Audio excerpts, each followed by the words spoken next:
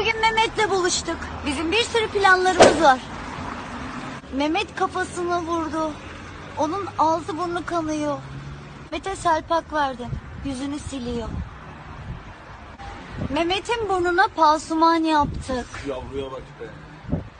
Bana laf attılar. Bana laf atan çocuklarla Mehmet konuşuyor şu anda. Mehmet'i dövüyorlar. Dövüyorlar. Kime çekiyor? Lan! Mehmet'i çok kötü dövüp gittiler.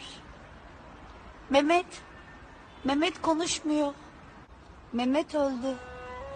Mehmet'e dua okuyacağım.